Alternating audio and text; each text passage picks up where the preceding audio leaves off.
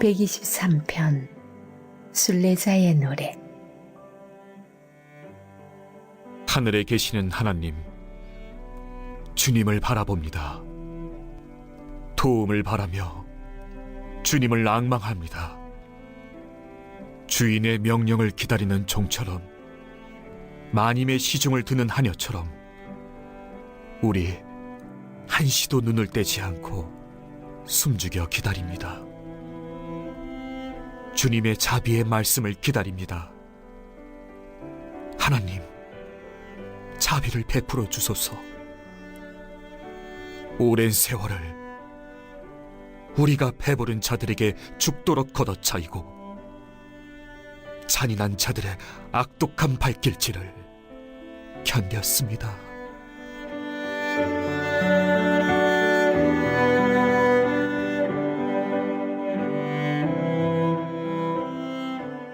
일, 2절입니다. 시편 120편부터 134편의 15편의 시는 성전에 올라가는 노래라는 공통 제목이 나와 한 단락을 이룹니다. 122편에서는 시인이 예루살렘을 선두로 하여 도성 주민들, 순례자들, 성전의 평안함과 형통함을 구했다면 123편의 시인은 하나님의 은혜와 도움을 간청하는 기도를 드리고 있어 서로 하나님께 기도 드린다는 점에서 연결점을 찾아볼 수 있습니다. 오늘 본문인 123편에서 시인과 그와 함께한 청중은 하나님을 간절히 찾고 있습니다.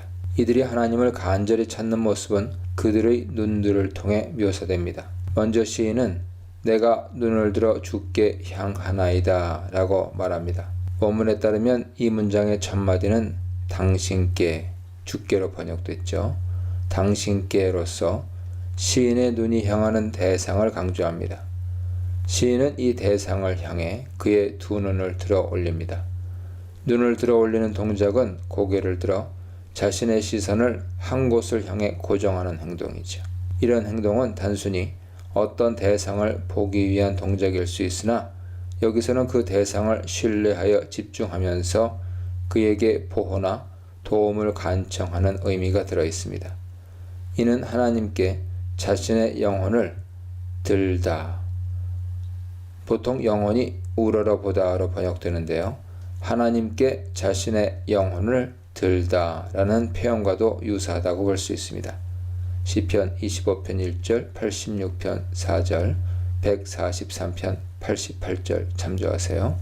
시인은 이런 물리적인 동작을 실제로 취했을 수도 있고 적어도 묘사를 통해 시인이 그 대상을 간절히 바라고 있음을 나타내고 있습니다. 시인의 두 눈이 고정된 당신의 정체는 하늘에 계신 주이십니다. 이 어구를 직역하면 하늘에 앉으신 분 또는 하늘에 거주하시는 분이죠.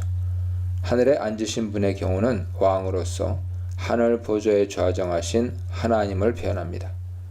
시편 11편 4절에서도 하나님의 왕좌가 하늘에 있다는 구체적 설명을 제시하며 시편 9편 5절에서는 보좌에 앉아 세상을 심판하시는 하나님을 묘사합니다.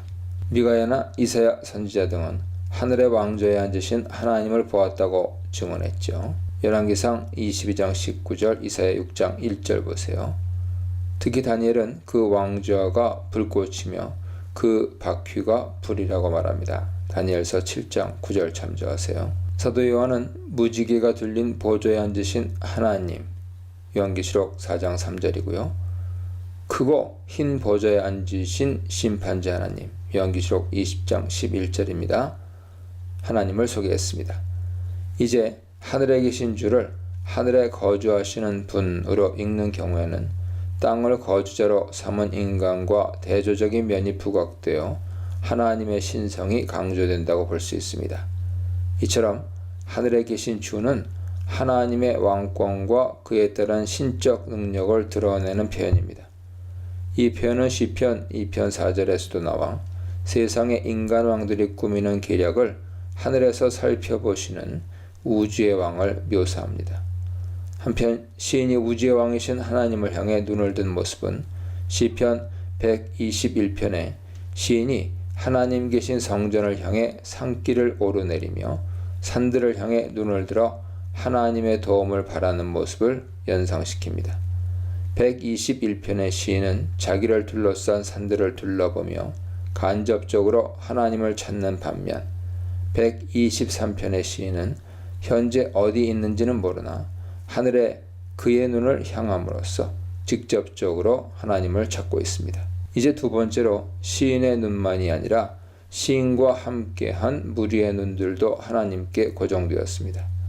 원문에서는 2절의 맨 앞에 보소서란 뜻의 감탄사가 나와 시인이 하나님의 이목을 자기와 자기 무리에게 집중시킴을 알 수 있습니다. 시인은 그와 무리의 시선이 오로지 하나님을 향했음을 하나님이 알아주시기 바랍니다. 이때 시인은 하나님을 여호와 우리 하나님으로 칭합니다. 시인과 함께 하나님께 시선을 둔 무리도 하나님이 하늘의 왕이심을 알죠. 그들은 하나님이 단순히 신적 능력을 가진 온 세계의 왕이심만을 인지한 것이 아니라 하나님과 자신들 사이에 밀접한 관계를 인지하고 있습니다. 그들은 하나님이 스스로 있는 자 여호와이심을 알며 여기에는 하나님이 이스라엘과 맺은 언약이 그 기초에 자리 잡고 있습니다. 시인은 자신과 공동체의 하나님을 향한 시선이 마치 남종이나 여종이 그들의 눈을 각기 주인의 손을 향한 것과 같다고 말합니다. 이처럼 시인은 자기 무리를 종들로 비유하고 하나님을 그들의 주인으로 비유합니다. 시인이 백성이나 다른 신분으로 자신과 무리를 대변하지 않고 종으로 비유한 것은 하나님의 지극히 높으심에 비해 자신들의 지극히 낮음을 겸허히 인정하는 것입니다. 이는 이후 3, 4절에서 설명되듯 멸시를 받고 있는 현재 그들의 비참한 상황 또한 암시적으로 나타낸다고 볼 수 있습니다. 또 이 비유는 시인과 무리가 하나님께 시선을 둔 구체적인 동기가 그의 손을 바랐기 때문임을 알려줍니다. 이때 손은 도움, 긍휼, 은혜, 호의 등을 뜻하죠. 이는 주인이 종을 긍휼히 여겨 자비를 베풀고 원하는 것을 들어주듯 하나님이 은혜를 베푸시기를 고대합니다. 2절에 우리에게 은혜 베풀어 주시기를 기다리나이다는 원문을 직역하면 그 하나님께서 우리에게 은혜 베풀어 주실 때까지로서 시인과 무리가 하나님이 은혜를 내려 주실 때까지 자신들의 시선을 다른 데로 돌리지 않을 것임을 표현합니다. 하나님의 은혜를 고대하는 이 공동체의 단호함, 간절함, 기다림과 인내는 하나님이 왕이자 전능하신 분이며 언약의 하나님, 이스라엘의 주인임을 인식한 데서 비롯됩니다. 3, 4절입니다. 3절에서 시인과 무리는 우리에게 은혜를 베푸소서라고 두 번 더 반복하여 하나님의 은혜를 청합니다. 시인과 무리는 그들이 의지하고 은혜를 간구할 대상을 제대로 찾았습니다. 이 능력의 왕이자 주인이신 하나님은 긍휼과 은혜가 풍성한 사랑의 하나님이시므로 그들에게 은혜를 주실 것입니다. 출애굽기 34장 6절 보세요. 또한 이스라엘을 자기의 백성으로 삼으신 하나님이시므로 그의 백성과 함께하여 그들을 돌보실 것입니다. 출애굽기 19장 5절 이하, 예레미야 11장 4절, 30장 22절 보세요. 이제 3절 후반부에서 4절까지 시인과 그의 무리가 왜 하나님의 은혜를 더 간절히 간구하는지 그 이유가 밝혀집니다. 그들은 원수들로부터 극심한 멸시를 받고 있습니다. 3, 4절에 멸시가 2번, 조소가 1번, 총 3번 나와 멸시받고 있는 이들의 상황을 극대화합니다. 특히 3절과 4절 마지막 부분에 반복되는 멸시가 우리에게 넘치나이다 라는 말은 문자적으로 우리가 멸시로 심히 배불렀나이다 라는 뜻입니다.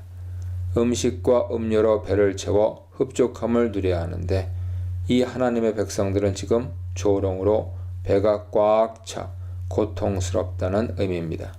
이 비유는 육신적인 배부름의 고통으로 끝나지 않습니다. 4절에서는 그들의 영혼이 조소와 멸시로 가득 찼다고 묘사함으로써 그들이 영적으로, 정신적으로 지독한 복통 속에 있음을 호소합니다. 이때 시인과 그 무리를 경멸하고 조롱하는 원수들은 안일한 자들이며 교만한 자들로 설명되었습니다. 그들이 구체적으로 누구인지는 알 수 없으나 이들은 걱정 없이 안락한 삶을 살며 그런 삶이 다 자신들이 이룬 성과라고 여기는 교만한 자들이죠. 이사야 32장 10절이야 아모스 6장 1절, 스가랴 1장 15절 보세요. 이런 자들은 악인의 무리에 속하며 의인의 대적이자 하나님의 대적이 되는 무리입니다. 시인이 독자에게 강조하고 싶어하는 점은 이들의 정체보다는 이런 자들에게 강도 높은 조롱과 업신여김을 받고 있는 현 공동체의 상황입니다. 이 시편은 이와 같이 시인의 공동체가 당하고 있는 고통에 대해 하나님께 호소하는 것으로 끝나 독자에게 긴장감을 줍니다. 탄식과 간구가 들어있는 대부분의 시편은 보통 탄식과 간구로 끝나지 않고 감사, 찬양 또는 하나님의 응답에 대한 소망과 확신으로 전환하여 끝나기 때문이죠. 시편 6편 8절, 28편 6절, 30편 11절, 64편 7절 등등 참조하세요. 이렇다 해도 그들이 하나님의 구원을 확신하지 않았던 것은 아닙니다. 그들이 하나님의 은혜가 내릴 때까지 하나님께만 시선을 고정하리라고 선언한 점 자체가 하나님이 그들을 악인의 조롱에서 건지실 것을 신뢰한다는 뜻이기 때문입니다. 이 시가 탄식으로 끝났더라도 당시 공동체나 이 시의 독자는 공동체를 향한 하나님의 구원을 충분히 기대할 수 있습니다. 높으신 하나님, 나의 하나님. 적들의 오만한 시선, 나의 하나님을 향한 시선. 사방으로 막힌 형편, 더 선명해진 하나님에 대해 묵상해 보시기 바랍니다.